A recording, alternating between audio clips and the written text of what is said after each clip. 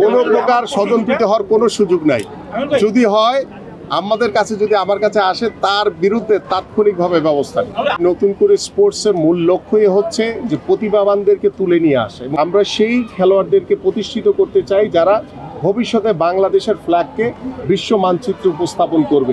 আমাদের এই নতুন করে স্পোর্টসের মূল লক্ষ্যই হচ্ছে যে প্রতিভাবানদেরকে তুলে নিয়ে আসে এবং তাদেরকে আগামী 5 বছর 10 বছর মেয়াদি তাদেরকে এবং তাদের পরিবারের সকল দায় দায়িত্ব গ্রহণের মাধ্যমে কিন্তু আমরা সেই খেলোয়াড়দেরকে প্রতিষ্ঠিত করতে চাই যারা ভবিষ্যতে বাংলাদেশের ফ্ল্যাগকে বিশ্ব মানচিত্রে উপস্থাপন করবে। তো সেই ক্ষেত্রে আমাদের বিকেএসপি সার্বিকভাবে সহযোগিতা করছে।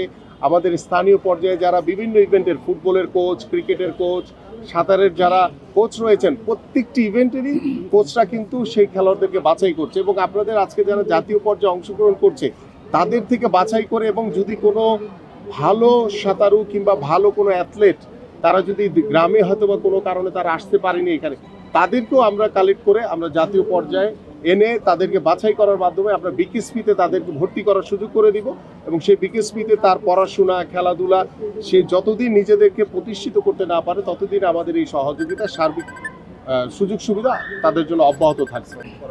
আমাদের ইতিমধ্যে আমাদের যুব ক্রীড়া মন্ত্রণালয়, আমাদের ক্রীড়া পরিদপ্তর থেকে আমাদের কমিটি না শুধু, আমাদের একটি নির্দেশিকাও তৈরি করা হয়েছে এবং সেই নির্দেশিকার ভিতরে সার্বিকভাবে সব কিছু দেওয়া আছে এখানে, যে আমরা ইউনিয়ন পর্যায় থেকে, আমাদের উপজেলা পর্যায় থেকে, আমরা জেলা পর্যায় থেকে, বিভাগ থেকে জাতীয় পর্যায়ে কিভাবে অংশগ্রহণ করবে এবং কিভাবে খেলোয়াড় বাছাই করা হবে এবং কিভাবে আমরা প্রতিভাবান খেলোয়াড়দেরকে বাছাই করব, টোটাল বিষয়গুলো এই নির্দেশিকার ভিতরে রয়েছে। যেহেতু এটি আমাদের জাতীয় প্রোগ্রাম, সরকারি প্রোগ্রাম, তো আমরা একদম নির্দেশিকা মানে নির্দেশনার মোতাবেকই আমরা এই কার্যক্রমগুলো ইনশাল্লাহ শেষ করব। কোনো প্রকার স্বজনপ্রীতি হওয়ার কোনো সুযোগ নাই। যদি হয় আমাদের কাছে, যদি আমার কাছে আসে, তার বিরুদ্ধে তাৎক্ষণিকভাবে ব্যবস্থা নিই। আমাদের 8টির সাথে আরো 2টি ইভেন্ট বাড়ছে, সেটি হচ্ছে একটি ভলিবল আর একটি হচ্ছে টেবিল টেনিস। এই 10টি ইভেন্ট নিয়ে ইনশাল্লাহ দ্বিতীয় আসর শুরু হবে।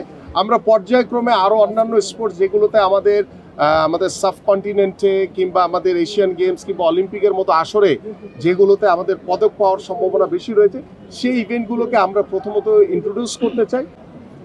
এই প্রথম যে নতুন করে স্পোর্টস নিয়ে চিন্তা ভাবনা করেছেন আমাদের মাননীয় প্রধানমন্ত্রী জনাব তারেক রহমান, এবং তার এই চিন্তার সূত্রটা কিন্তু সেই 80-র দশকের।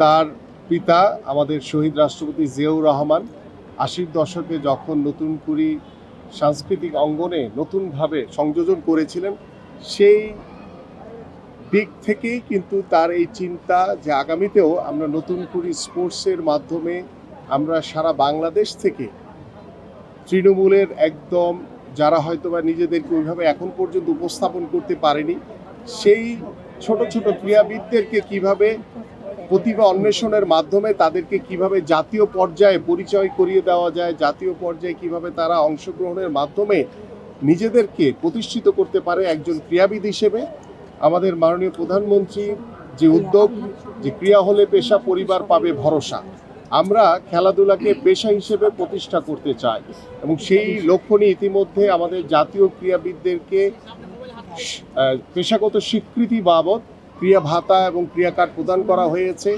এবং আমাদের নতুন করে স্পোর্টসের মাধ্যমে আমরা সারা বাংলাদেশ থেকে তৃণমূল থেকে প্রতিভা অন্বেষণের মাধ্যমে তাদেরকে আমরা আমাদের যে বিকেএসপি রয়েছে সেইখানে বিকেএসপিতে তাদের ভর্তি করিয়ে তাদের পড়াশোনা, খেলাধুলার সকল দায় দায়িত্ব আমরা সরকার বহন করব। এইভাবেই আমরা একটি দীর্ঘমেয়াদী পরিকল্পনা নিয়ে আমাদের নতুন করে স্পোর্টস কার্যক্রম শুরু হয়েছে। আমাদের যে প্রথম যে আসর সেটি আমরা আজকে আনুষ্ঠানিকভাবে উদ্বোধন করলাম এবং আমাদের মাননীয় প্রধানমন্ত্রী 27শে জুলাই তিনি পুরস্কার প্রদানের মাধ্যমে আমরা যে আমাদের সমাপনী যে অনুষ্ঠান সেটি ইনশাল্লাহ সফলভাবে শেষ করতে পারবো বলে আমরা আশা করি।